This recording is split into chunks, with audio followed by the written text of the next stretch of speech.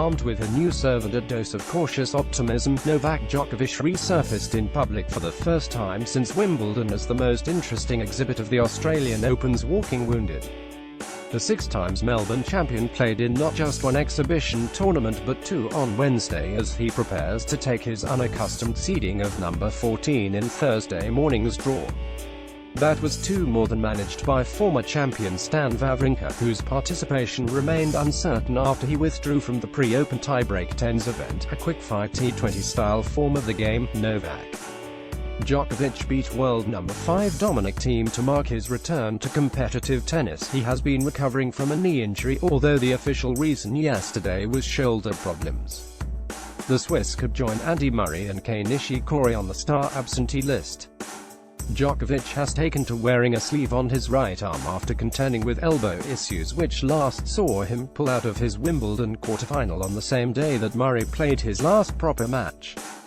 His first assignment was to play in the Kooyong Classic 4 miles from Melbourne Park, where he beat world number 5 Dominic Thiem 6-1, 6-4. Thiem, however, looked so disinterested it was hard to read too much into it, and he lost 10-6 in a tiebreak to Leighton Hewitt later in the day. The most notable aspect of his return was that Djokovic, whose consultant coach Andre Agassi is due to arrive on Saturday, has slightly remodeled his serve, shortening his action and cutting short his takeback. Djokovic did not struggle in Melbourne, breaking Thiem 3 times over the first set. It's the first match ever that I'm playing with a sleeve on. I'm trying to serve well. It went good today, he said. I'm trying to do everything possible to get my arm and my elbow ready for the Open. That was the biggest question mark. Because of the elbow, that shot in my game was compromised. Prior to Wimbledon in July when it actually happened that I had to stop, I'm very happy with the way it went. I don't want to say it's 100%. I will say that when I start the tournament and when I get to actually feel that it's 100%, it's the first time in my career that I've had such a long break. It will probably be ideal if I got another tournament under my belt coming up to the Australian Open, but I haven't had a chance. It wasn't meant to be. My elbow was not ready. Of course I had doubts coming here. Personally, I don't know what is going to happen. The Serbian said it was a great joy to be back on the court after his long absence. Thiem was taken apart by Djokovic, who won the first set in just 21 minutes on Wednesday. This has been the longest hiatus in the career of Djokovic, who has admitted in the past that he has had to deal with personal issues off-court. The break came at the right time, even though it was an injury.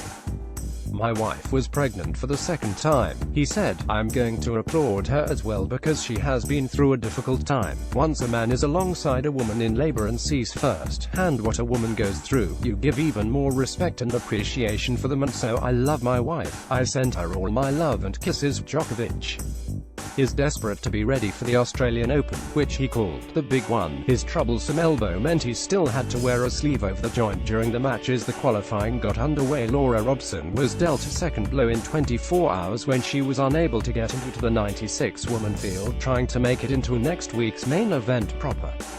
Robson's ranking of 227 was not high enough to gain entry, as the Australian Open is with Wimbledon and the French Open in having a smaller qualifying event than that of the men, who have 128 in the preliminaries.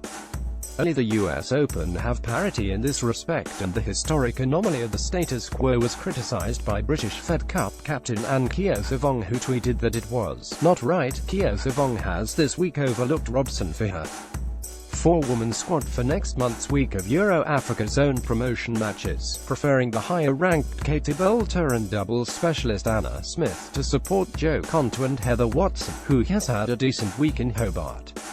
Of course, the solution to the guaranteeing a qualifying spot is to improve one's ranking, as the cutoff for entry is still a modest 216 this year.